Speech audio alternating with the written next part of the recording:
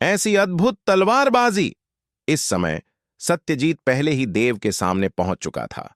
उस तलवार ऊर्जा की शक्ति को महसूस करते हुए उसके चेहरे पर हल्का कठोर भाव आ गया, लेकिन फिर भी उसने बिना किसी संकोच के मुक्का मार दिया। उसने उस मुक्के में अपनी शक्ति का 60% इस्तेमाल किया। धड़ाम!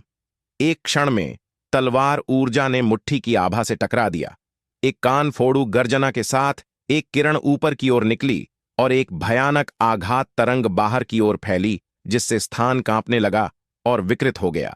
50 फीट की परिधि में धरती तुरंत फट गई और भयानक ऊर्जा सभी दिशाओं में निकल पड़ी। कुछ निचले साधना स्तर वाले लोग सीधे ऊर्जा से टकरा गए और राख में बदल गए। फुफ! एक रक्त की धार के साथ एक आकृति तेजी से पीछे हट गई। वह लिन दान था। भले ही उसके शक्तिशाली शरीर और तलवार कौशल अपनी सीमा पर पहुंच चुके थे, फिर भी वह सत्यजीत के हमलों को सहन नहीं कर सका। गहन आत्मा क्षेत्र और परिवर्तन आत्मा क्षेत्र के बीच का अंतर वास्तव में पार करना कठिन था। उल्लेख न करने की बात, उसकी साधना स्तर में इतना बड़ा नुकसान होने के कारण जीवित रहना ही पहले से काफी उल्लेखनीय था। यदि सत्यजीत को पता चल जाता कि वह जिस देवांश से लड़ रहा था वह केवल परिवर्तन आत्मा क्षेत्र के 5वें स्तर पर था, तो वह शायद तुरंत एक घूंट रक्त उगल देता। मेरी शक्ति के 60% के मुक्के को सहन कर पाना बुरा नहीं है। सत्यजीत ठंडे सिर से हंसा। वह बता सकता था कि श्री देवांश ने उस मुक्के के बाद आंतरिक चोटें झेली हैं और अगली टक्कर में वह निश्चित रूप से मर जाएगा। धूम, धूम, धूम! अन्य युद्ध क्षेत्रों में लड़ाई अभी भी उग्र बनी हुई थी। द्रविड़ परिवार के डी और एक्स स्तर के विशेषज्ञ काले कपड़ों वाले समूह के पुरुषों से जूझ रहे थे और फिलहाल कोई भी पक्ष ऊपरी हाथ नहीं हासिल कर पा रहा था। हालांकि आकाश में ऊंचा गहन आत्मा क्षेत्र के विशेषज्ञों के बीच लड़ाई एकतरफा थी। बर्फ और अग्निरक्षक दोनों गहन आत्मा क्षेत्र के दूसरे स्तर पर थे, जबकि दो धूसर कपड़े वाले वृद्ध पहले स्तर के गहन आत्मा क्षेत्र के मध्य और चरम अवस्था पर थे। क्रमशः एक बार जब आप गहन आत्मा क्षेत्र तक पहुंच जाते हैं तो साधना में केवल एक स्तर का अंतर भी शक्ति में बड़ा फर्क पैदा कर सकता है। इसलिए द्रविड़ परिवार के रक्षकों का सामना करते हुए दो धूसर कपड़े वाले वृद्ध लगातार दबाव में थे और कोई प्रतिकार करने की शक्ति नहीं बची थी। पर्याप्त समय मिलने पर वे अपरिहार्य रूप से हार जाएंगे। आकाश में लड़ाई को देखते हुए सत्यजीत के होंठों पर हल्की मुस्कान आ गई। वर्तमान स्थिति से पंडान करते हुए द्रविड़ परिवार को दोनों युद्ध क्षेत्रों में ऊपरी हाथ था और जीत निश्चित थी। यह केवल समय की बात थी। बहुत अच्छा, मैं अनुमान लगाता हूं कि दोनों रक्षकों को जीतने में कुछ समय लगेगा, इसलिए मुझे इस लड़ाई को समाप्त करने दो। सत्यजीत ठंडे स्वर में बोला। जैसे ही वह देवांश को मार देगा, वह किसी भी युद्ध क्षेत्र में शामिल हो सकेगा और शत्रु को कुचल देगा। उस समय द्रविड़ परिवार निश्चित रूप से जीत जाएगा। जैसे ही उसने बोलना समाप्त किया, सत्यजीत की आभा तुरंत उफान पर आ गई और एक विशाल आध्यात्मिक ऊर्जा का सागर फूट पड़ा, जिससे दर्जनों फीट की परिधि में भूमि तुरंत फट गई और उसकी साधना स्तर गहन आत्मा क्षेत्र का पहला स्तर प्रकट हो गया। स्पष्ट रूप से सत्यजीत इस बार पूरी ताकत लगाने का इरादा रखता था, एक ही प्रहार में देव को मारने और लड़ाई समाप्त करने का लक्ष्य रखते हुए। दूसरी ओर देव का चेहरा काफी गंभीर था। वह भी वर्तमान स्थिति के बारे में बहुत स्पष्ट था। एक बार जब वह मर जाता तो सत्यजीत उनसे निपटने के लिए स्वतंत्र हो जाता और वे द्रविड़ परिवार द्वारा कुचले जाते और बिना संदेह हार जाते। इसलिए वह बिल्कुल हार नहीं सकता। इस बिंदु पर यही एकमात्र तरीका है। देव ने भौहें सिकोड़ी, एक गोली निकाली और उसे सीधे निगल लिया। यह प्राचीन अमृत था जो कर्मजीत ने उसे दिया था।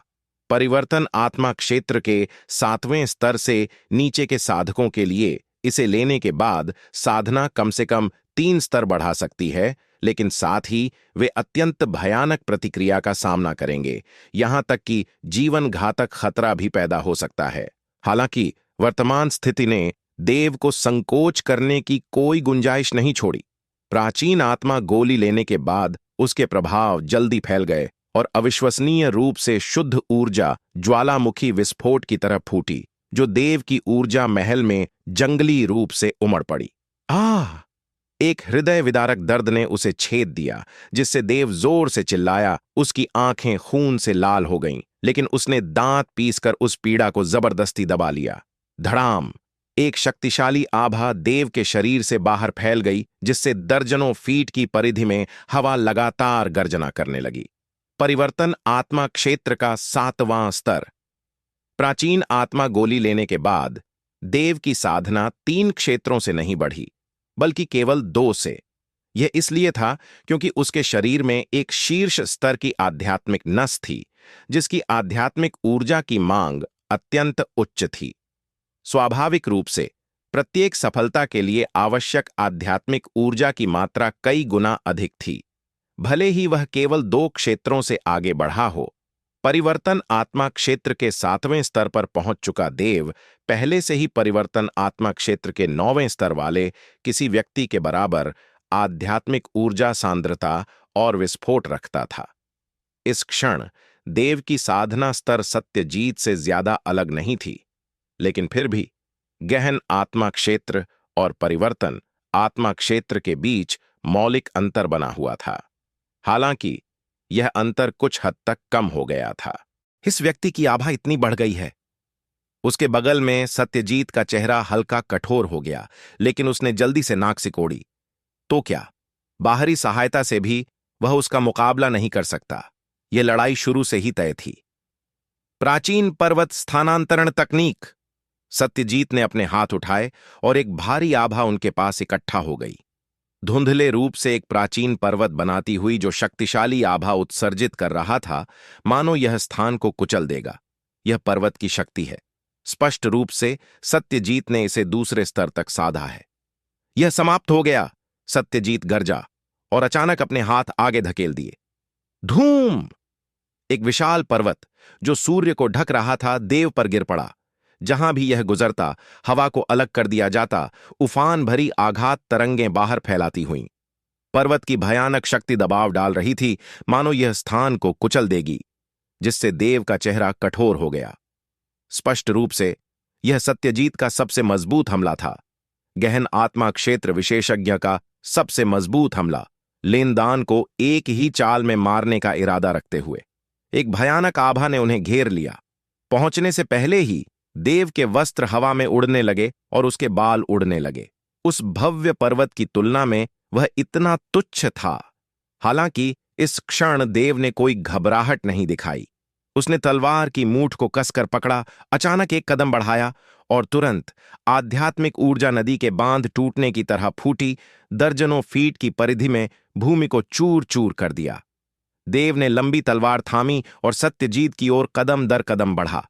प्रत्येक कदम के साथ उसकी आभा मजबूत और मजबूत होती गई और वह तेज और तेज चलने लगा, जब तक कि वह जंगली दौड़ने न लगा। धीरे धीरे देव धुंधला हो गया। उसका शरीर तेजी से घूमता हुआ एक उग्र चक्रवात की तरह, उसकी आभा उसके चारों ओर घूमती और चक्कर लगाती हुई। धड़म! देव ऊपर की ओर दौड़ा। उसका शरीर तेजी से घूमता हुआ एक धुंधली आकृति में बदल गया। साथ ही उसके चारों ओर की हवा एक भयानक भंवर में बदल गई, जो तेज तलवार ऊर्जाओं की तरह घूमती और चक्कर लगाती हुई प्रतीत हो रही थी। चक्रवात की तेज कटाई के नीचे आसपास की हवा सिसकारी भरने लगी और चटकने लगी, मानो पूरा स्थान चीर फाड़ हो जाएगा। यह तेज और तेज घूमता गया जब तक कि अंततः देव की आकृति उसके चारों ओर के भंवर में निगल न ली गई, एक भयानक तलवार ऊर्जा तूफान की तरह। भयानक तूफान बाहर फैला और दर्जनों फीट की परिधि में भूमि चूर चूर हो गई। यह कौन सी तलवार तकनीक है? एक और सत्यजीत ने भौहें सिकोड़ी, अविश्वास से उस भयानक तूफान को घूरते हुए जो पृथ्वी को नष्ट करने में सक्षम प्रतीत हो रहा था। गहन आत्मा क्षेत्र के साधक होने के बावजूद वह अपनी रीढ़ में ठंडक महसूस करने से खुद को रोक नहीं सका। इस बीच कमरे में मौजूद हर कोई भी उस भयानक तूफान से चौंक गया। उनके चेहरे आश्चर्य से भरे हुए।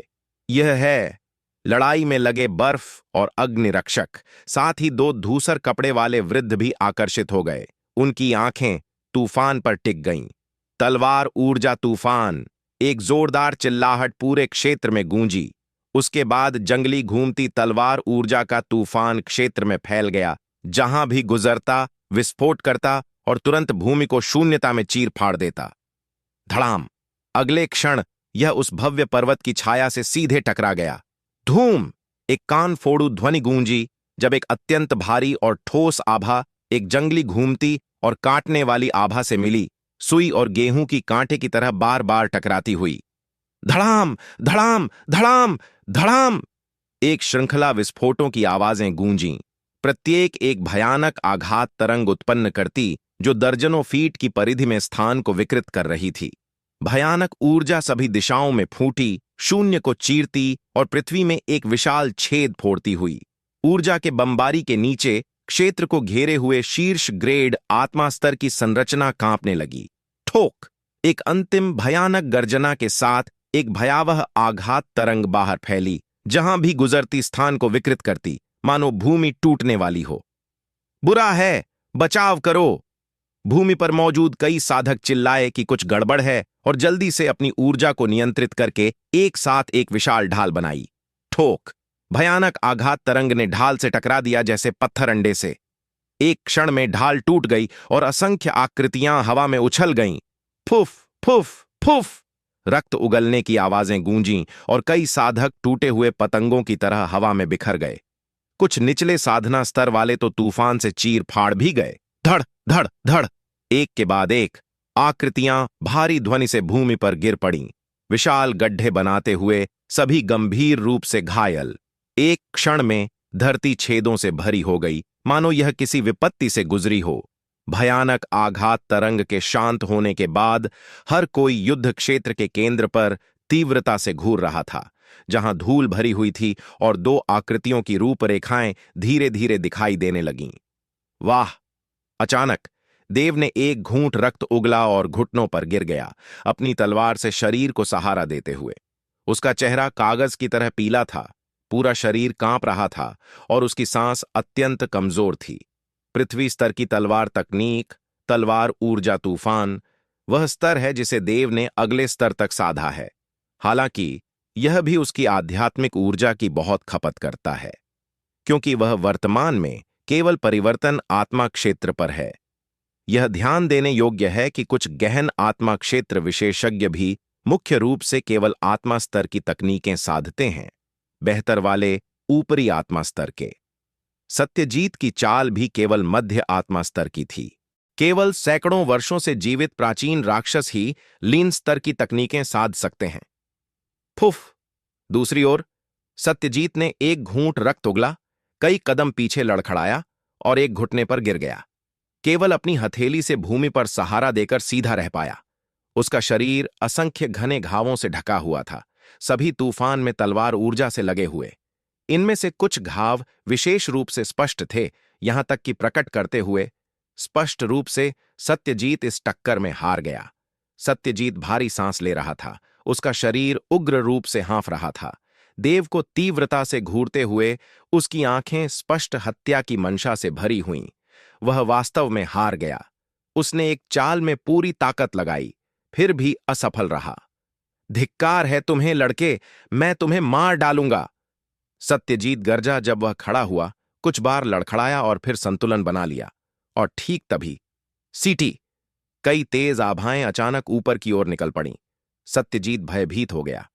वह बचना चाहता था, लेकिन बहुत देर हो चुकी थी। उसने जल्दी से अपने हाथ उठाए और एक गोली आध्यात्मिक ऊर्जा ने उसे घेर लिया।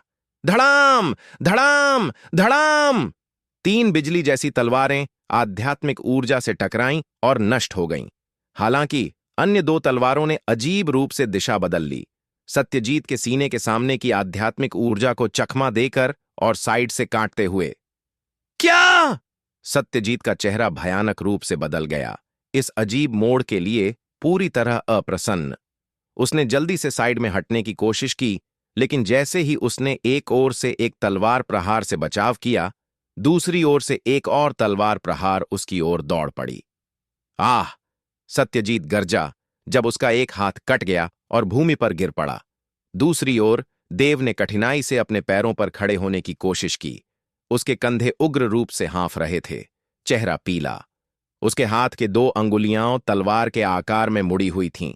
ऊर्जा तलवार अंगुली, हवा और बिजली की शक्ति को शामिल करने के बाद न केवल गति बढ़ाती है, बल्कि बिजली की हिंसक विशेषताएं भी रखती है, जिससे विनाशकारी शक्ति बहुत बढ़ जाती है।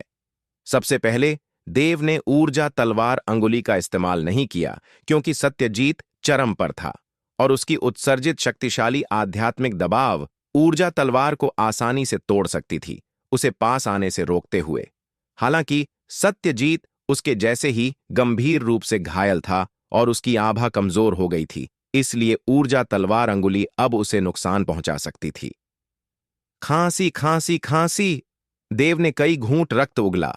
वह गंभीर रूप से घायल था और जबरदस्ती ऊर्जा तलवार अंगुली का इस्तेमाल करने से केवल उसकी चोटें और गंभीर हो गईं। सौभाग्य से अमर स्वर्ण शरीर तकनीक ने उसे सुरक्षित रखा और हमले को कुछ कम किया, अन्यथा वह अभी तक मांस के ढेर में बदल जाता। तुम जानवर, मैं तुम्हें मार डालूंगा, सत्यजीत क्रोध से गरजा। एक हाथ खोना किसी भी योद्धा के लिए बुरा सपना है और उसके भविष्य के योद्धा पथ पर उपलब्धियां अपरिहार्य रूप से बहुत कम हो जाएंगी। हालांकि इस क्षण सत्यजीत गंभीर रूप से घायल था और एक हाथ खो चुका था। वह पूरी तरह आश्वस्त नहीं था कि वह देव को मार सकता है। इसके अलावा वह देव की तलवार ऊर्जा से बहुत सावधान था और कोई भी जल्दबाजी भरा कदम नहीं उठाना चाहता था। तुम्हारी वर्तमान स्थिति में तुम शायद मेरे मुकाबले न हो, क्यों न तुम अभी अपने पूर्वज को बुलाओ, देव ठंडे स्वर में बोला। पूर्वज? हाँ, तुम खुद को अधिक आंकते हो। लड़के, क्या तुम वास्तव में सोचते हो कि द्रविड़ परिवार तुम्हारे साथ कुछ नहीं कर सकता? सत्यजीत ने ठंडी, दुष्ट मुस्कान दी, जिससे देव की रीढ़ में ठंडक दौड़ गई, उसे एक अशुभ पूर्वाभास देती हुई। ठीक तभी दूर क्षितिज से कई शक्तिशाली आभाएं अचानक उभरीं। वे पहले ही पहुंच चुके हैं। सत्यजीत के होंठ हल्के से मुड़े जब उसने दूर देखा, केवल 3 आकृतियों को अपनी ओर उड़ते देखा। अगले क्षण 3 आकृतियां द्रविड़ परिवार के ऊपर आकाश में प्रकट हो गईं। भाई पेंग, लंबे समय बाद। जैसे ही सत्यजीत अभिवादन के लिए हाथ जोड़ने वाला था, उसे एहसास हुआ कि वह एक हाथ का अभाव है और उसका चेहरा काला पड़ गया। 3 आकृतियों में आगे सफेद कपड़े वाला वृद्ध सत्यजीत के कटे हाथ पर नजर डाला और अपनी आंखें हल्की सिकोड़ीं। सत्यजीत, तुम आखिरकार द्रविड़ परिवार के मुखिया हो और तारा साम्राज्य में महत्वपूर्ण व्यक्ति। एक हाथ कटवाना वास्तव में मेरे लिए आंखें खोलने वाला है। यह सुनकर सत्यजीत का चेहरा बदसूरत हो गया और उसने कम स्वर में कहा, भाई पेंग, और शब्दों की जरूरत नहीं। मेरे द्रविड़ परिवार को आपकी तत्काल सहायता चाहिए। जल्दी इस लड़के को मारने में मेरी मदद करो। देव ने 3 लोगों पर नजर डाली और उसका चेहरा भयानक रूप से बदल गया। सफेद कपड़े वाले वृद्ध की आभा गहन आत्मा क्षेत्र साधक की थी और उसके बगल वाले 2 व्यक्ति शायद कम से कम परिवर्तन आत्मा क्षेत्र के 9वें स्तर पर थे। मूल रूप से देव और उसके समूह को द्रविड़ परिवार से मुश्किल से मुकाबला करने में सक्षम होना था, लेकिन अब इन व्यक्तियों के जुड़ने से स्थिति निश्चित रूप से एक तरफा हो जाएगी। देव ने कभी कल्पना नहीं की थी कि बूढ़ा दुष्ट सत्यजीत के पास ऐसा बैकअप प्लान होगा, लोहित परिवार से सहायता मांगते हुए। हालांकि चूंकि द्रविड़ परिवार के 2 मुखिया बाहर नहीं आए, देव कभी बैयुआन को कदम उठाने की अनुमति नहीं देगा। अभी समय नहीं आया था। महान संरचना सक्रिय करो, सत्यजीत ने कम चिल्लाहट की और मूल रूप से सील संरचना में अचानक एक दरार आ गई। 3 आकृतियां सीधे इस स्थान में कदम रखीं और फिर दरार बंद हो गई। सफेद कपड़े वाले वृद्ध गणेश ने ठंडे से देव को नीचे देखा, जैसे वह एक चींटी हो।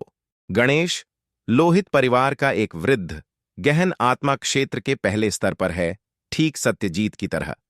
इस स्थिति में द्रविड़ परिवार में एक गहन आत्मा क्षेत्र विशेषज्ञ का जुड़ना निश्चित रूप से पूरी लड़ाई बदलने के लिए पर्याप्त है। इसके अलावा देव के पास अब बहुत कम लड़ने की शक्ति बची है। सरल शब्दों में, गणेश उसे अपनी उंगली के झटके से मार सकता है। गणेश ने हल्के से नाक सिकोड़ी, फिर अपनी हथेली दबाई और एक शक्तिशाली आभालिन दान की ओर उमड़ी। इस क्षण देव गंभीर रूप से घायल और थका हुआ था और बचने की कोई शक्ति नहीं बची थी। यदि वह आभा उस पर गिरती तो वह तुरंत मांस के ढेर में बदल जाता। नहीं, मैं हार नहीं मान सकता। मैंने अभी तक अपने देवपिता को बचाया नहीं है। मैं यहां मर नहीं सकता। देव ने मन ही मन गरजा, यहां मरने को अनिच्छुक। यदि वह मर जाता तो उसके परिवार के लोगों का क्या होता? द्रविड़ परिवार कभी उन्हें नहीं छोड़ेगा। तारा साम्राज्य की रैंकिंग भी है। वह अभी तक तारा साम्राज्य की रैंकिंग पर चढ़ा भी नहीं है और उसने बय फेंक से किया वादा भी पूरा नहीं किया है। वह बिल्कुल यहां मर नहीं सकता, बिल्कुल नहीं। आह! अचानक देव ने लंबी गर्जना की और उसके भौहों के बीच एक रक्त लाल तलवार चिन्ह प्रकट हो गया। तुरंत बड़ी मात्रा में रक्त लाल प्रकाश तलवार चिन्ह से बहा देव के शरीर को घेरते हुए। साथ ही एक शक्तिशाली आभा उसके शरीर से फूटी, मानो उसके अंदर सुप्त रक्त रेखा से। तुरंत अंतहीन आध्यात्मिक ऊर्जा उसके शरीर में बहने लगी, जिससे उसकी युद्ध शक्ति तुरंत आसमान छूने लगी। यह है तलवार आत्मा और युद्ध की इच्छा। गणेश की पुतलियां अचानक सिकुड़ गईं और उसके चेहरे पर आश्चर्य दिखा। इस क्षण एक हल्की सुनहरी आभा देव के शरीर में व्याप्त हो गई। यह आभा पर्वत की तरह भव्य थी, सागर की तरह विशाल और बिजली की तरह हिंसक। इस आभा से घिरा देव की आंखें हल्के सुनहरे रंग की हो गईं। उसका शरीर युद्ध की मंशा से चमक रहा था। उसके वस्त्र लहरा रहे थे और बाल उड़ रहे थे, उसे एक बेजोड़ युद्ध देवता की तरह बनाते हुए।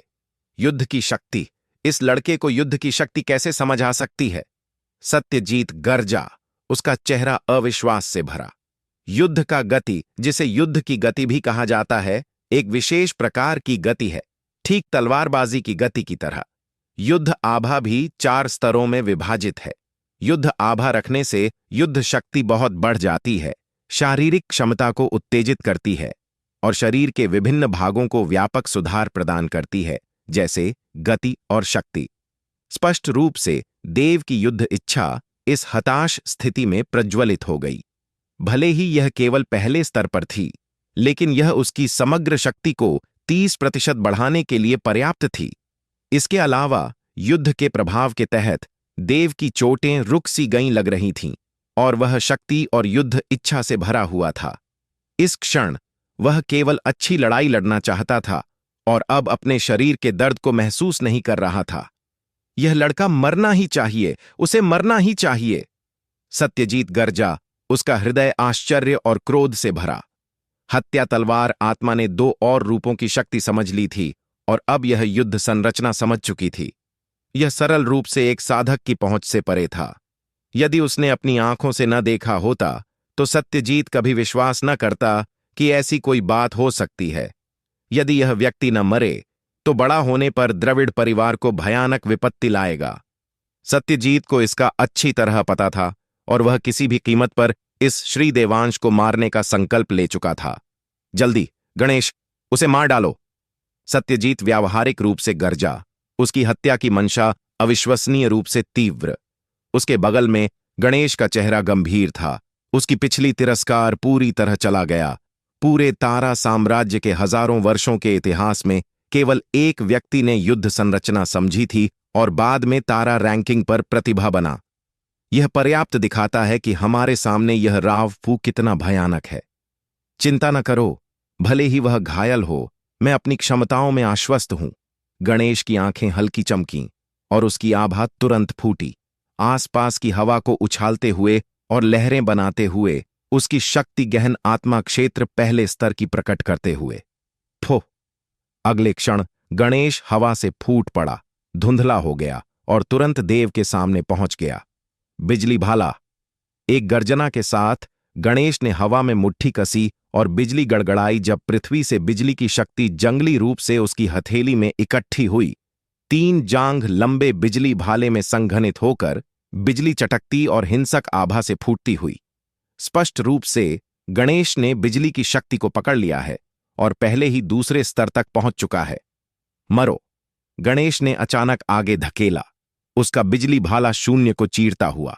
जहां भी गुजरता, कान फोड़ू विस्फोट गूंजता और भयानक बिजली की बोल्टें लीन दान की ओर दौड़ती। युद्ध! देव गरजा। उसकी युद्ध इच्छा उफान पर और उसके पीले सुनहरे पुतलियों ने भयानक प्रकाश चमकाया, जिससे उसकी युद्ध शक्ति आसमान छूने लगी। तलवार ऊर्जा तूफान। देव का शरीर तेजी से घूमा और हवा की धाराएं जंगली नाचने लगीं, तेज भंवर बनाते हुए। ये भंवर भयानक तलवार ऊर्जा में बदल गईं, तेजी से उसके चारों ओर घूमती और चक्कर लगाती हुईं। यह तेज और तेज घूमता गया जब तक कि अंततः देव की आकृति गायब हो गई।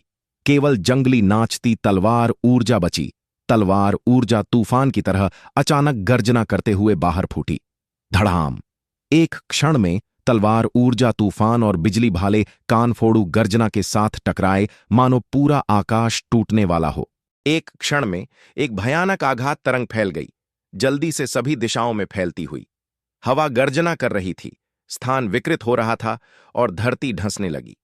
तेजी से घूमती तलवार ऊर्जा लगातार भाले में कट रही थी, ऊर्जा के विस्फोट छोड़ती और तेज धातु की टकराहट की आवाजें पैदा करती। अचानक एक चटक के साथ बिजली भाले पर एक दरार आ गई। 1000 मील का तट एक चींटी के छेद से टूट सकता है। जैसे ही दरार आई, तलवार ऊर्जा उसमें उमड़ पड़ी, उसे जंगली रूप से चीर फाड़ते हुए। दरारें एक के बाद एक आईं, जल्दी से पूरे बिजली भाले पर फैलती हुईं। क्या? गणेश भयभीत दिखा। धड़ाम! एक जोरदार धमाके के साथ बिजली भाला तुरंत टूट गया, असंख्य बिजली की बोल्टों में बदलकर सभी दिशाओं में बिखर गया। भयानक तलवार ऊर्जा का तूफान कम होने के कोई संकेत नहीं दिखा।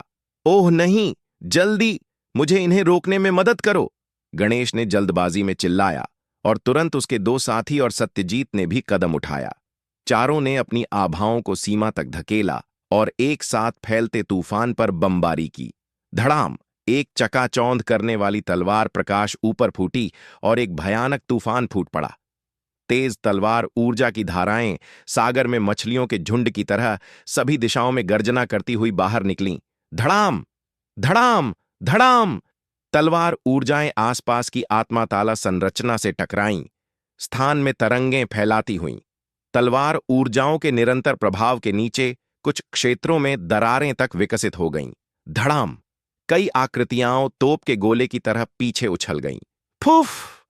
सत्यजीत और गणेश दोनों ने रक्त उगला और भूमि पर गिर पड़े, एक विशाल गड्ढा बनाते हुए। अन्य 2 सीधे गरजती तलवार ऊर्जा से चीर फाड़ दिए गए, काले चेहरी में बदलकर। भले ही सत्यजीत और गणेश दोनों गहन आत्मा क्षेत्र के पहले स्तर पर थे, देव उनसे गति के मामले में किसी तरह कम नहीं था। इसके अलावा तलवार ऊर्जा तूफान एक स्तर एक तलवार तकनीक थी, और भले ही वह केवल पहले स्तर तक सादी हो, फिर भी यह उच्च ग्रेड आत्मा स्तर तकनीक से कहीं मजबूत थी। इसके अलावा देव की युद्ध शक्ति उसकी युद्ध आभा और रक्तलाल हत्या की मंशा के बढ़ावा से बहुत बढ़ गई थी, जिससे साधना में नुकसान होने के बावजूद वह दोनों को घायल कर सका। हालांकि चूंकि देव की साधना स्तर गोलियों से सुधारी गई थी, समय सीमित था। वह स्पष्ट रूप से महसूस कर सकता था कि उसकी आभा धीरे धीरे कमजोर हो रही है। एक बार जब वह परिवर्तन आत्मा क्षेत्र के 5वें स्तर पर लौट जाता, तो भले ही वह सबसे शक्तिशाली तकनीकों का इस्तेमाल करे, वह दोनों का मुकाबला नहीं कर पाएगा। इसके अलावा तलवार ऊर्जा तूफान छोड़ने के बाद देव की पहले ठीक हुई आध्यात्मिक ऊर्जा फिर से आधी से अधिक समाप्त हो गई और उसका शरीर अपनी सीमा के करीब पहुंच गया। उसकी ऊर्जा कवच लगातार चमक रही थी, स्पष्ट रूप से दर्शाते हुए कि वह ज्यादा देर नहीं टिक पाएगा। सबसे बुरी बात, प्राचीन आत्मा गोली के प्रभाव के समाप्त होने के बाद प्रतिक्रिया तेज होती गई, मानो देव को अंदर से चीरा जा रहा हो, उसके पूरे शरीर में असहनीय दर्द पैदा करते हुए और उसके चेहरे को विकृत करते हुए। हालांकि उसे टिकना था और इस क्षण गिरना बर्दाश्त नहीं कर सकता था। यदि वह गिरता तो सभी प्रयास व्यर्थ हो जाते। मुझे अभी भी अपने देवपिता को बचाना है। मैं गिर नहीं सकता, मैं बिल्कुल गिर नहीं सकता। देव ने दांत पीसे और दृढ़ रहा। भले ही उसके चारों ओर की युद्ध आभा कमजोर होने लगी और गुलाबी प्रकाश फैलने लगा और उसके शरीर में चीरने वाला दर्द और तीव्र होता गया, वह नहीं गिरा और सत्यजीत और अन्य 2 की स्थितियों की ओर चला। क्या यह व्यक्ति एक राक्षस है? धिक्कार है। सत्यजीत और गणेश ने एक दूसरे की मदद से गड्ढे से बाहर चढ़ा। उनके शरीर तलवार के घावों से ढके हुए थे और खून बह रहा था। यह कहना पड़ता है कि तलवार ऊर्जा का तूफान वास्तव में भयानक था। गहन आत्मा क्षेत्र पर होने के बावजूद वे लगभग सहन नहीं कर पाए। देव के नजदीक आते देख दोनों पुरुषों के चेहरे बदल गए। उन्हें पता नहीं था कि देव पहले ही अपनी सीमा पर था और यदि वे एकजुट होते तो उन्हें मारने की उच्च संभावना थी। हालांकि देव की भयानक युद्ध शक्ति देखने के बाद दोनों को आशंका महसूस हुई और वे अपनी जान दांव पर लगाने की हिम्मत नहीं कर सके। जल्दी अपने पूर्वज को बुलाओ, गणेश ने जल्दबाजी में चिल्लाया। मैं केवल मदद करने आया हूं, मैं यहां मरना नहीं चाहता। उसके बगल में सत्यजीत ने एक क्षण संकोच किया, फिर एक चमकदार पत्थर निकाला और उसे कुचल दिया। चटक, पत्थर टूट गया और उसी क्षण आकाश में ऊंचा गहन आत्मा क्षेत्र विशेषज्ञों के बीच लड़ाई भी समाप्त हो गई। धड़ाम धड़ाम, दो आकृतियां आकाश से नीचे गिर पड़ीं और धड़ाके से भूमि पर टकराईं, कई मीटर चौड़ा गड्ढा बनाते हुए और भूमि को कंपाते हुए। ये दो आकृतियां दो धूसर कपड़े वाले वृद्ध थे, गहन आत्मा क्षेत्र विशेषज्ञ, जिन्हें देव ने मदद के लिए आमंत्रित किया था। ऊपर ऊंचा बर्फ रक्षक और अग्नि रक्षक ठंडे से नीचे देख रहे थे, तिरस्कार से मुस्कुराते हुए। द्रविड़ परिवार का विरोध करने की हिम्मत करना, यही तुम्हारा भाग्य है। दो धूसर कपड़े वाले वृद्ध अत्यंत पीले थे, उनकी सांसें कमजोर थीं और वे बोल भी नहीं पा रहे थे। वे स्पष्ट रूप से गंभीर रूप से घायल थे। उनके दोनों के हारने से लड़ाई का परिणाम मूल रूप से समाप्त हो गया था। हा हा, द्रविड़ परिवार ने अंततः इस लड़ाई को जीत लिया। हा हा, सत्यजीत जोर से हंसा। भले ही उसने एक हाथ खो दिया हो, वह फिर भी अंतिम हंसने वाला था। ठीक तभी धूम, द्रविड़ परिवार के पूर्वज मंदिर की दिशा से एक अतुलनीय शक्तिशाली आभा उभरी। उसकी भयानक आध्यात्मिक दबाव तुरंत पूरे क्षेत्र को ढक ली। हवा को अचानक जमाने के कारण अचानक हर किसी का चेहरा बदल गया और सभी आंखें एक दिशा की ओर मुड़ गईं।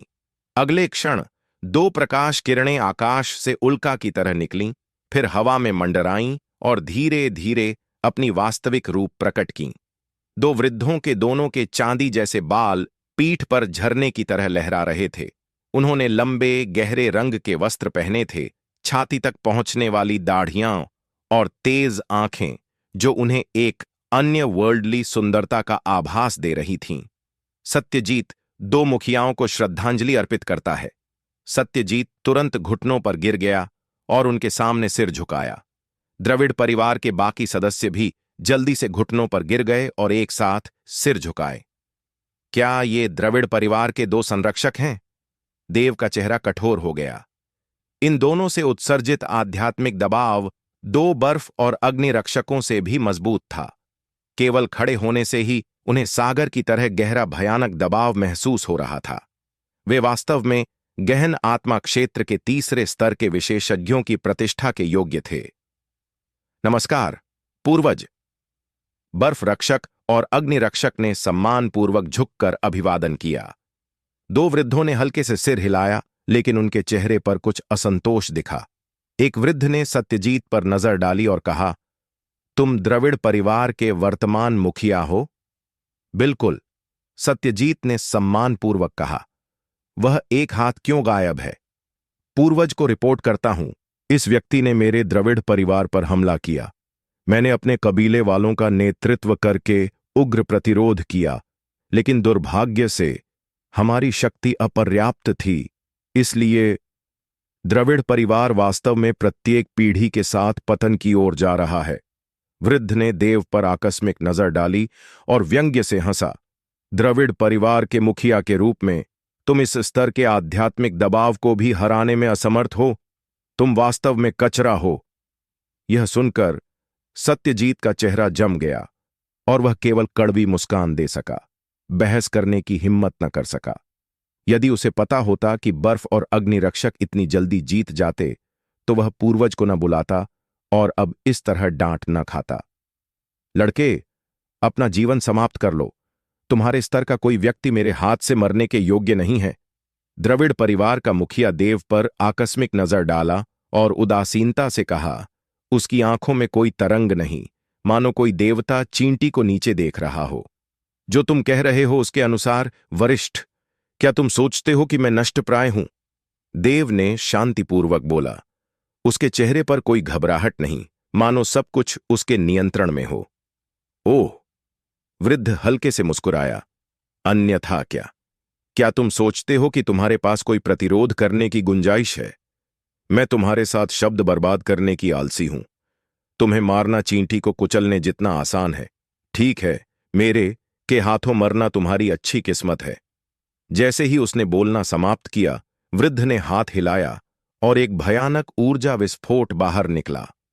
यह ऊर्जा स्थान को चीरने में सक्षम प्रतीत हो रही थी और यह देव के सामने लगभग तुरंत प्रकट हो गई।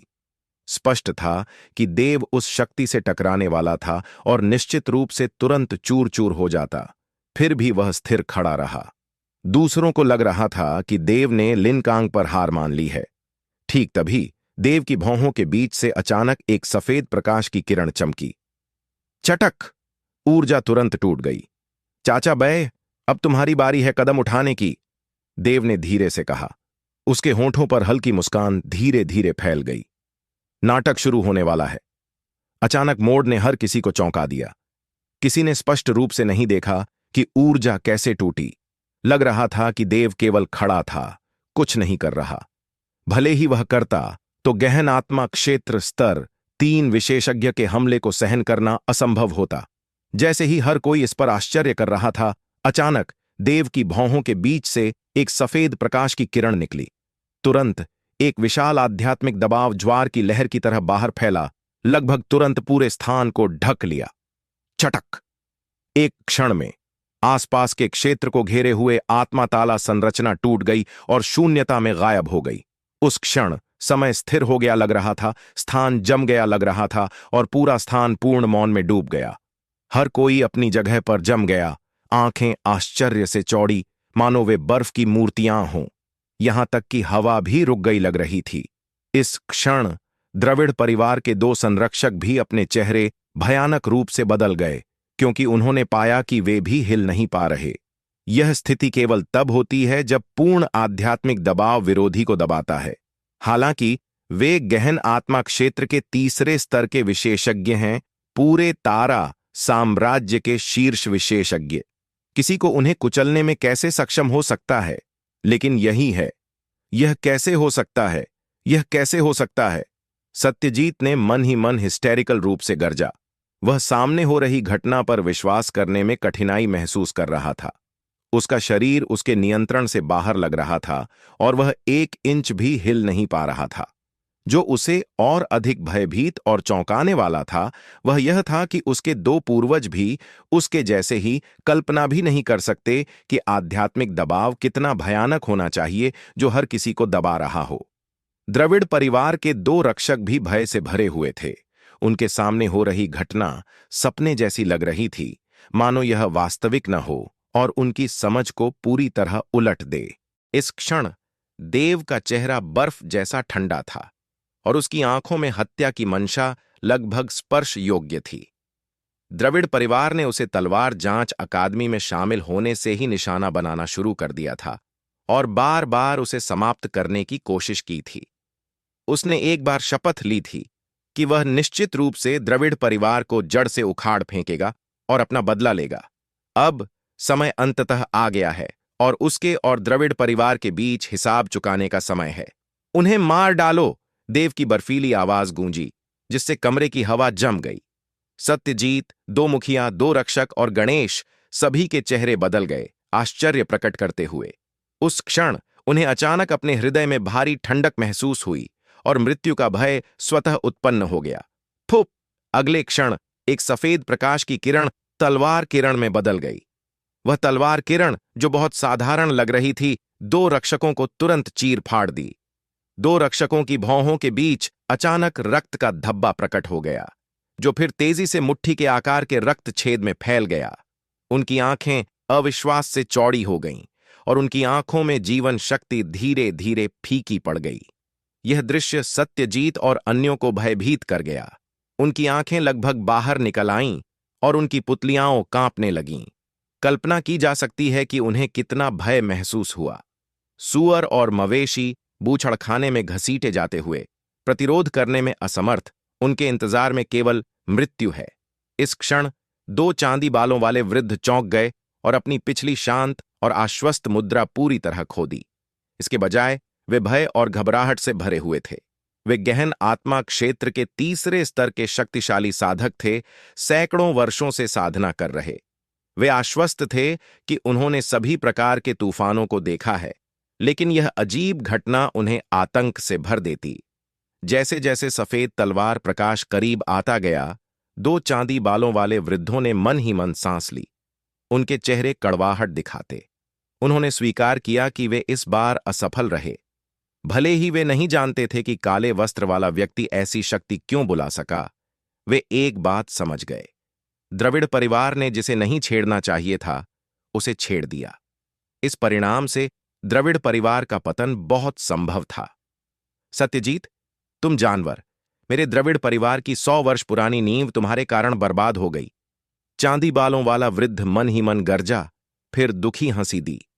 उस क्षण एक तलवार प्रकाश की किरण उसकी ओर दौड़ी। जब उन्होंने उस तलवार प्रकाश की किरण में निहित शक्ति को महसूस किया, 2 वृद्धों ने गुप्त रूप से सिर हिलाया। भले ही उनके शरीर बंधे न हों, वे जानते थे कि वे उस तलवार प्रकाश की किरण से बच नहीं सकते।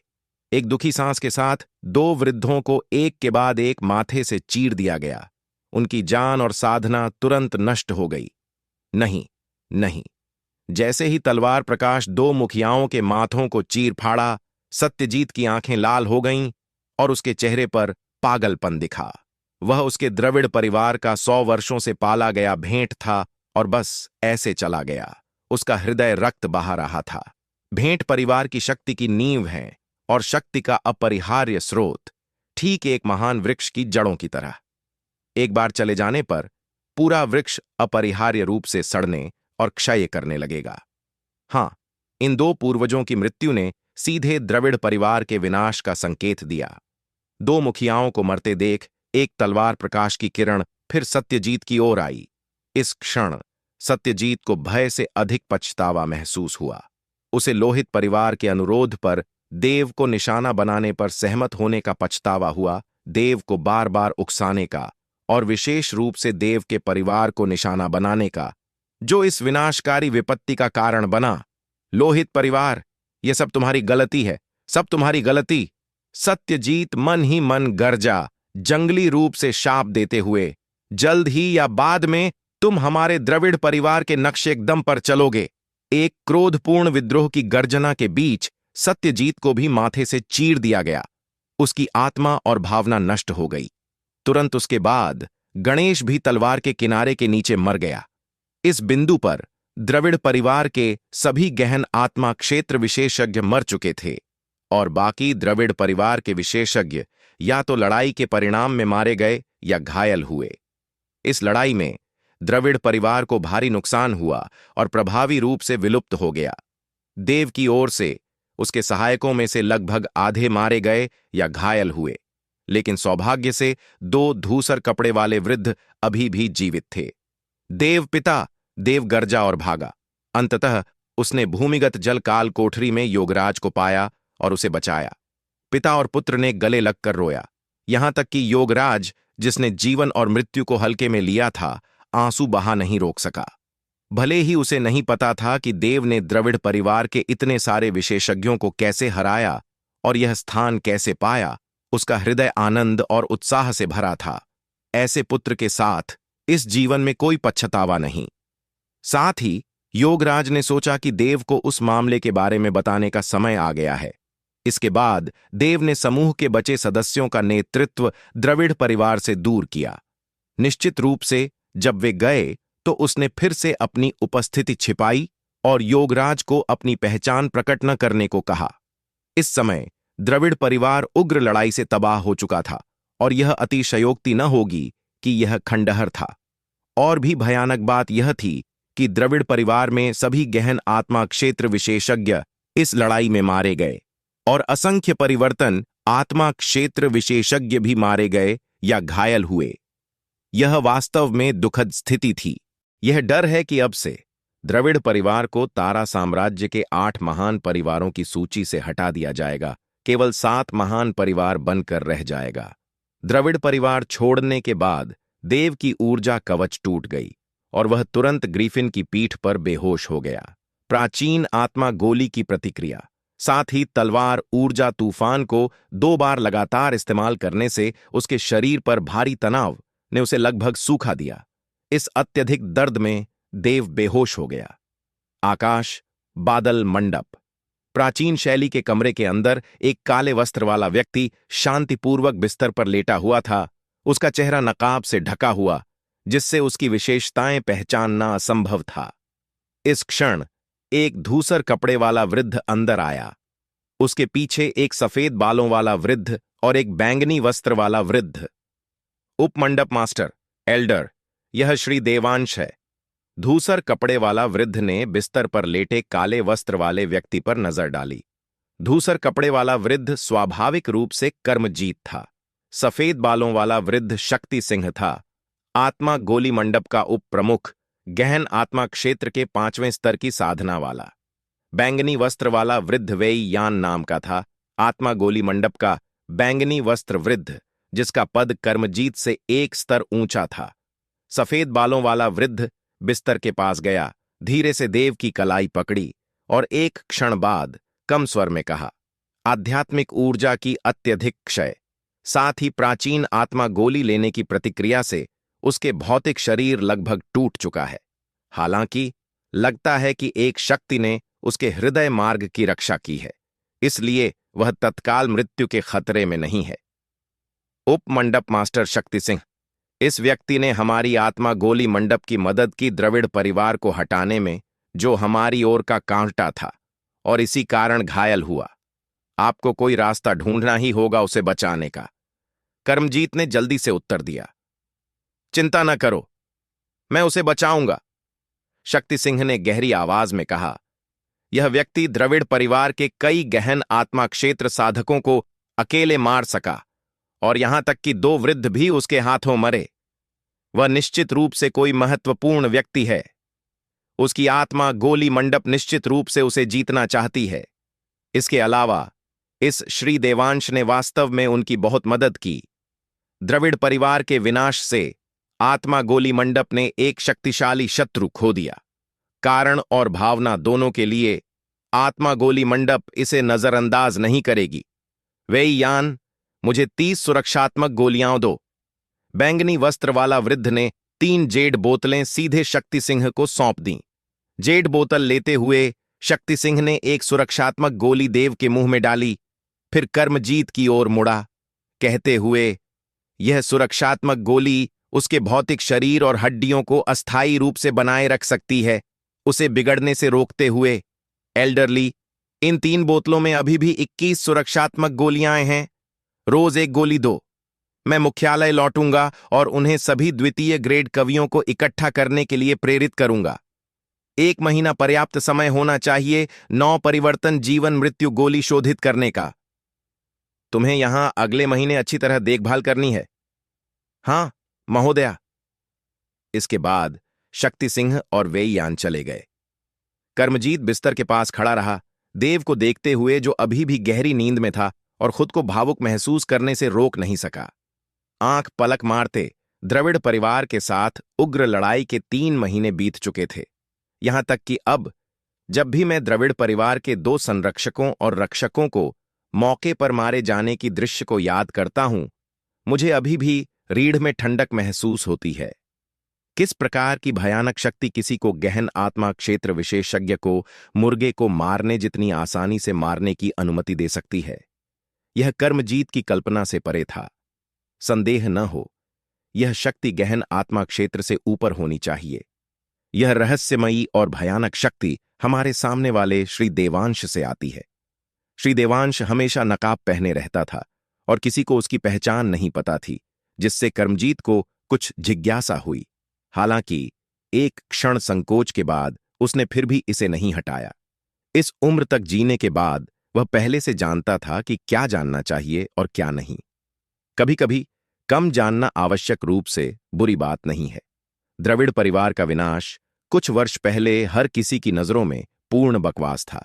यही कारण था कि आत्मा गोली मंडप ने केवल एक गहन आत्मा क्षेत्र साधक को देवांश की मदद के लिए भेजा, केवल दिखावे के लिए। भाटी परिवार के पास भी संशयपूर्ण रवैया था और केवल देवांश को एक गहन आत्मा क्षेत्र साधक भेजा। भले ही केवल ये दो गहन आत्मा क्षेत्र विशेषज्ञों की सहायता से देवांश ने द्रविड़ परिवार को मिटा दिया, जिसे वास्तव में चमत्कार कहा जा सकता है। आत्मा गोली मंडप और भाटी परिवार दोनों के लिए यह एक चौंकाने और रोमांचक घटना थी, जैसे जुआघर में आकस्मिक रूप से 1 या 2 तौला चांदी का दांव लगाकर कई हजार तौला जीतना। इस घटना के बाद आत्मा गोली मंडप और भाटी परिवार निश्चित रूप से श्री देवांश पर अधिक ध्यान देंगे। देव के कोमा के दौरान आत्मा गोली मंडप और भाटी परिवार के कई उच्च पदाधिकारी उसके पास आए, जो पहले से ही उनकी रवैया दिखाता है। यदि भविष्य में देव फिर से उनसे मदद मांगता है तो वे निश्चित रूप से संकोच किए बिना सहमत होंगे। आखिरकार कोई भी असीमित क्षमता वाले राव को जीतने का अवसर चूकना नहीं चाहेगा। द्रविड़ परिवार के विनाश की खबर पूरे तारा साम्राज्य में जंगल की आग की तरह फैल गई। 8 महान परिवारों में से एक द्रविड़ परिवार वास्तव में मिटा दिया गया। भले ही यह पूर्ण विनाश न हो, 5 गहन आत्मा क्षेत्र विशेषज्ञ मारे गए और उनकी साधनाएं नष्ट हो गईं। कई अन्य परिवर्तन आत्मा क्षेत्र विशेषज्ञों को भी भारी हानि हुई। उनका पतन केवल समय की बात है। हां, द्रविड़ परिवार अब 8 महान परिवारों में नहीं है, यह केवल नाम मात्र का है। कहा जाता है कि द्रविड़ परिवार को नष्ट करने वाला व्यक्ति एक काले वस्त्र वाला व्यक्ति था, जिसने केवल 2 गहन आत्मा क्षेत्र विशेषज्ञ लाए। उसने द्रविड़ परिवार को उलट पुलट कर दिया, इसे खंडहर बना दिया, जो हर किसी को चौंका गया। किसी को इस काले वस्त्र वाले व्यक्ति की उत्पत्ति नहीं पता, लेकिन वह द्रविड़ परिवार के 2 संरक्षकों और रक्षक की मृत्यु से निकटता से जुड़ा है। यह मामला पूरे तारा साम्राज्य में तूफान की तरह छा गया और लगभग हर गली नुक्कड़ पर चर्चा हो रही थी। हालांकि द्रविड़ परिवार की कभी अच्छी प्रतिष्ठा नहीं रही। वे अत्याचारी और बेईमान हैं, इसलिए अधिकांश लोगों को उन पर कोई दया नहीं है और कुछ तो गुप्त रूप से ताली बजाते हैं। लोग अनुमान लगा रहे हैं कि द्रविड़ परिवार ने किसे नाराज किया कि इतनी विपत्ति बुलाई, और वह काले वस्त्र वाला व्यक्ति कौन था कि द्रविड़ परिवार के 2 वृद्ध भी उसके मुकाबले न थे। सब कुछ अज्ञात है, लेकिन कुछ ने असामान्य कुछ महसूस किया। तारा साम्राज्य, जो इतने लंबे समय से शांत था, इस घटना के बाद और अधिक लहरें उठाने वाला है। द्रविड़ परिवार शोक सभा के अंदर शोकपूर्ण जोड़ियों से सजे कई ताबूत पड़े हुए थे, उदास वातावरण बनाते हुए। अनेक आकृतियां शोक वस्त्रों में ताबूत के बगल में घुटनों पर बैठीं, सिर झुकाए शोक में। अचानक युवकों में से एक खड़ा हुआ, एक ताबूत के पास गया, आंखों में आंसू भरे, शोक और आक्रोश से भरा। पिता, भले ही तुम्हें किसने मारा हो, मैं तुम्हारा बदला लूंगा। मैं उसके सिर का इस्तेमाल तुम्हें और मेरे द्रविड़ परिवार के मृत नायकों को श्रद्धांजलि देने के लिए करूंगा। यह व्यक्ति द्रविड़ परिवार का सबसे बड़ा पुत्र संजय था, जो द्रविड़ परिवार के विनाश की खबर सुनकर रॉयल अकादमी से रात भर में लौटा। अचानक संजय के शरीर से एक शक्तिशाली आभा उठी और तीव्र हत्या की मंशा ने उसके चारों ओर के हर किसी को कंपी छोड़ दी। संजय ने मुठ्ठियां कसीं, दांत पीसे और उसकी आंखें तीव्र घृणा और हत्या की मंशा से भरीं। उसने प्रतिज्ञा की कि वह अपने शत्रु को टुकड़ों में फाड़ देगा और उसकी हड्डियों को धूल में पीस देगा। देव को चेतना वापस पाने में 3 घंटे लगे, लेकिन वह पूरी तरह अपने शरीर को हिला नहीं पाया, क्योंकि उसका मांस लगभग चूर चूर हो चुका था। उसके आंतरिक अंगों को छोड़कर उसकी हड्डियां और मांसपेशियां टूट चुकी अवस्था में थीं। सौभाग्य से सुरक्षात्मक गोली के कारण देव का भौतिक शरीर सड़ने या बिगड़ने से बच गया। इसके बाद देव लकवाग्रस्त की तरह था, बिस्तर पर लेटा और मुश्किल से बोल पा रहा, स्पष्ट रूप से भयानक दर्द में। सौभाग्य से 1 महीने बाद शक्ति सिंह 9 परिवर्तन जीवन मृत्यु गोली लेकर लौटा। देव ने इसे लेने के बाद उसकी स्थिति अंततः सुधरने लगी। यह 9 परिवर्तन जीवन मृत्यु गोली 3य ग्रेड गोली है। यह आत्मा गोली मंडप के सभी 2य ग्रेड कवियों द्वारा बनाई गई थी। उन्होंने बहुत प्रयास डाले और असंख्य असफलताओं के बाद अंततः एक शोधित की। चूंकि सभी कवियों को बुलाया गया था, 1 महीने के दौरान आत्मा गोली मंडप को गोलियों की आपूर्ति तेजी से कम हो गई और उसके लाभ काफी गिर गए। वास्तव में आत्मा गोली मंडप ने 9 परिवर्तन जीवन मृत्यु गोली शोधित करने के लिए 1 महीने के लाभ का बलिदान दिया। आत्मा गोली मंडप जैसे विशाल संगठन के लिए उसकी मासिक आय कम से कम सैकड़ों मिलियन है। यह दिखाता है कि आत्मा गोली मंडप देव या देवांश को कितना महत्व देता है और कुछ हद तक इसे देव के प्रति मुआवजा और सद्भावना का इशारा माना जा सकता है। वास्तविकता में देव ने द्रविड़ परिवार को समाप्त किया, आत्मा गोली मंडप के लिए एक शक्तिशाली शत्रु हटाया और उसकी कीमत एक 9 परिवर्तन जीवन मृत्यु गोली से कहीं अधिक है। तृतीय ग्रेड गोलियां पूरे तारा साम्राज्य में अत्यंत दुर्लभ हैं। औषधि के प्रभाव के तहत देव का भौतिक शरीर तेजी से ठीक हो रहा था। इसके अलावा चूंकि उसका भौतिक शरीर पहले ही द्वितीय ग्रेड तक पहुंच चुका था, उसकी ठीक होने की गति स्वाभाविक रूप से तेज थी। आधे महीने बाद देव का शरीर अंततः 70 से 80% तक ठीक हो गया। धन्यवाद श्री शक्ति सिंह। देव ने हाथ जोड़कर अभिवादन किया। शक्ति सिंह हल्के से मुस्कुराया। श्रीमान देवांश, आप अतिशयोक्ति कर रहे हैं। आपने द्रविड़ परिवार के विनाश में महान योगदान दिया और हमारी आत्मा गोली मंडप को बड़ा उपकार किया। इसके सामने 9 परिवर्तन जीवन मृत्यु गोली क्या है? वैसे श्रीमान देवांश, यहां कुछ गहन आत्मा गोलियां हैं। घायल होने पर लेने से घाव तेजी से भरते हैं और आध्यात्मिक ऊर्जा जल्दी भर जाती है। गहन आत्मा गोली उच्च ग्रेड द्वितीय रैंक गोली है। यहां तक कि एक द्वितीय रैंक कवि भी प्रति माह अधिकतम एक शोधित कर सकता है। यह पूरे तारा साम्राज्य में अत्यंत दुर्लभ और कम आपूर्ति में है। ऐसे में बहुत धन्यवाद श्री शक्ति सिंह। देव ने हल्के से झुककर अभिवादन किया, बिना ज्यादा औपचारिकता के, और गहन आत्मा गोली स्वीकार कर ली। वह जानता था कि यह आत्मा गोली मंडप का उसे सद्भावना का इशारा देते हुए जैतून की शाखा बढ़ाना था, और वह स्वाभाविक रूप से खुशी से स्वीकार कर लेगा। श्रीमान देवांश, इस बार आपके प्रदर्शन को देखते हुए हमारी आत्मा गोली मंडप ने आपको अतिथि वृद्ध बनने का निमंत्रण देने का निर्णय लिया है। बैंगनी वस्त्र वृद्धों के समान उपचार का आनंद लेते हुए आप क्या सोचते हैं? बैंगनी वस्त्र वृद्ध आत्मा गोली मंडप में मंडप मास्टर और उप मंडप मास्टर के अलावा सबसे उच्च पद वाला व्यक्ति है। अतिथि वृद्ध और बैंगनी वस्त्र वृद्ध के बीच अंतर यह है कि अतिथि वृद्ध को आत्मा गोली मंडप में हमेशा सेवा करने की जरूरत नहीं है और वह बहुत स्वतंत्र है। वह केवल पद रखता है। आत्मा गोली मंडप का इस कदम का इरादा काफी स्पष्ट है। यह देव और आत्मा गोली मंडप के बीच निकटतर संबंध स्थापित करने की आशा करता है, और अधीनस्थ संबंध नहीं बल्कि गठबंधन। जो आत्मा गोली मंडप के अतिथि वृद्ध बन सकते हैं वे तारा साम्राज्य में बहुत कम हैं। वे मूल रूप से विभिन्न प्रमुख शक्तियों के शीर्ष व्यक्ति हैं, विशेष रूप से वे शक्तियां जो आत्मा गोली मंडप के साथ अच्छे संबंध रखती हैं। यह सम्मान है कि आत्मा गोली मंडप मुझे, देवांश, को महत्व देता है। मैं स्वाभाविक रूप से आत्मा गोली मंडप का सदस्य बनने को इच्छुक हूं। देव मुस्कुराया और कहा कि उसके पास वर्तमान में कोई शक्तिशाली बैकिंग या पृष्ठभूमि नहीं थी। आत्मा गोली मंडप से जुड़ना स्वाभाविक रूप से उसके लिए बड़ा लाभ होगा। वास्तव में आवश्यकता पड़ने पर वह आत्मा गोली मंडप की शक्ति पर निर्भर भी हो सकता है, चूंकि उसकी स्थिति बैंगनी वस्त्र वृद्ध के समान है। बगल में खड़े कर्मजीत ईर्ष्या से देख रहा था।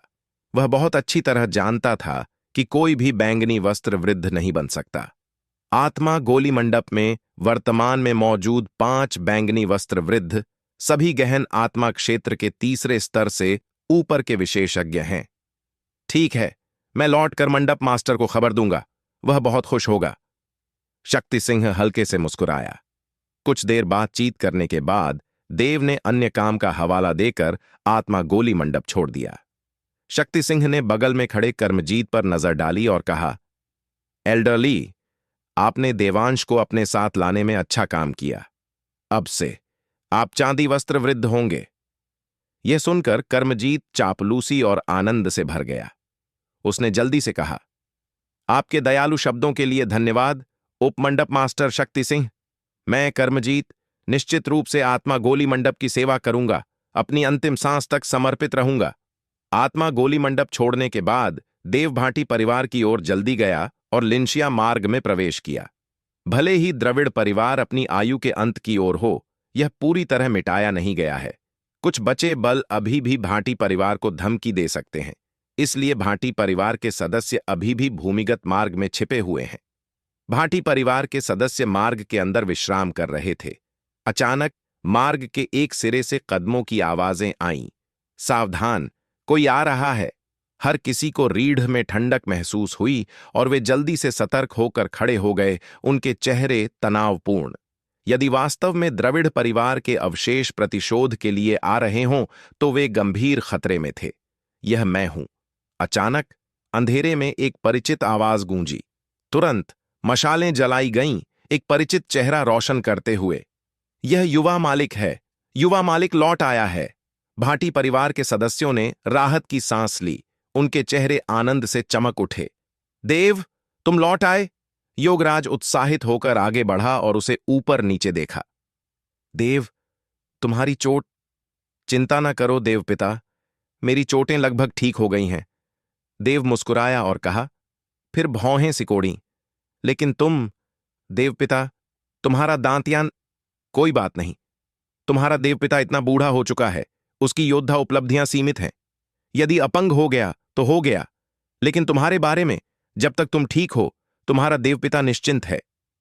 योगराज मुस्कुराया, उसकी आंखें संतुष्टि से भरी देव को देखते हुए। उसने कभी कल्पना नहीं की थी कि इतनी गॉसिप और अतिशयोक्ति का विषय रहस्यमयी श्री देवांश वास्तव में उसका दत्तक पुत्र लिंदान था। यदि बाहरी लोगों को पता चल जाता कि एकमात्र 16 वर्षीय लड़का द्रविड़ परिवार को नष्ट करने वाला श्री देवांश था, तो यह हंगामा मचा देता और पूरा साम्राज्य चौंक जाता। निश्चित रूप से योगराज को बहुत अच्छी तरह पता था कि देव की पहचान प्रकट नहीं होनी चाहिए। यह उसकी रक्षा के लिए था। आओ देव, तुम्हारे देवपिता को तुमसे कुछ कहना है, योगराज ने धीरे से कहा। देव को उस बारे में बताने का समय आ गया है। ठीक है। पिता और पुत्र मार्ग के साथ बाहर की दुनिया की ओर चले और एक एकांत स्थान पर पहुंचे। देवपिता, क्या कोई ऐसी बात है जो मार्ग में न कही जा सके? हमें बाहर क्यों जाना पड़ा? देव ने हैरानी से पूछा। हालांकि जब उसने योगराज के गंभीर चेहरे को देखा तो उसका चेहरा बदल गया। देव, अब कुछ बातें बताने का समय है। योगराज ने धीरे से सांस ली, आकाश की ओर देखा और भूले हुए स्मृतियां उसके मन में फिर से उभरने लगीं। देवपिता, आखिर क्या हो रहा है? देव ने जिज्ञासापूर्वक पूछा। कभी अपने देवपिता को इस तरह न देखा हो। यह तुम्हारे जैविक पिता के बारे में है। क्या? देव का चेहरा बदल गया। मेरे जैविक पिता? देव की स्मृति में वह याद रखते ही भाटी परिवार में रहता था और हमेशा योगराज को अपना पिता मानता था। उसके तथाकथित जैविक पिता की कोई छाप नहीं थी। जब देव बड़ा हुआ तो उसने योगराज से पूछा कि उसके जैविक पिता कौन हैं। उस समय योगराज हमेशा टाल जाता, जानबूझकर विषय से बचते हुए। समय के साथ देव ने पूछना बंद कर दिया, लेकिन उसके मूल के बारे में हमेशा संदेह बना रहा। सही कहा, वह तुम्हारे जैविक पिता हैं। योगराज ने दूर की ओर देखा, मानो कुछ याद कर रहा हो। यह 16 वर्ष पहले की बात है। उस समय अंधेरे तारा शहर ने अभूतपूर्व विपत्ति झेली। यह एक जानवरों की लहर से आक्रमणित हुआ। लग रहा था कि पूरा अंधेरा तारा शहर खंडहर बन जाएगा और मृत्यु और विनाश से भर जाएगा। इस क्षण एक सफेद वस्त्र वाला व्यक्ति उतरा और केवल एक तलवार से उसने हजारों राक्षसी जानवरों को खदेड़ दिया और पूरे अंधेरे तारा शहर की रक्षा की। वह सफेद वस्त्र वाला व्यक्ति एक बच्चे को थामे हुए था। वह तुम हो, देव। एक सफेद वस्त्र वाला व्यक्ति, उसने अकेले जानवरों की भीड़ को खदेड़ दिया। देव का चेहरा बदल गया और उसके मन में अस्पष्ट स्मृति के टुकड़े चमके। उसे लग रहा था कि योगराज द्वारा वर्णित दृश्य की हल्की याद है। यह सफेद वस्त्र वाला व्यक्ति चाणक्य नाम का था। मुझे उसकी पृष्ठभूमि नहीं पता। मुझे केवल पता है कि उसने हमारे पूरे अंधेरे तारा शहर को बचाया। उस समय मैंने अभी भाटी परिवार का प्रमुख पद संभाला था और अभी भी एक उत्साही युवक था। मैंने देखा कि उसके पास कहीं जाने को नहीं था, इसलिए मैंने उसे भाटी परिवार में रहने दिया। तुम्हारे पिता और मैं अच्छी तरह घुल मिल गए। हम सगे भाई जैसे थे, इसलिए हम भाई बने। हम अक्सर साथ चाय पीते, कुश्ती लड़ते और योद्धा कला पर चर्चा करते। उन समयों को याद करते हुए मुझे वास्तव में उनकी याद आती है। लेकिन फिर एक रहस्यमयी लोगों का समूह अंधेरे तारा शहर में पहुंचा।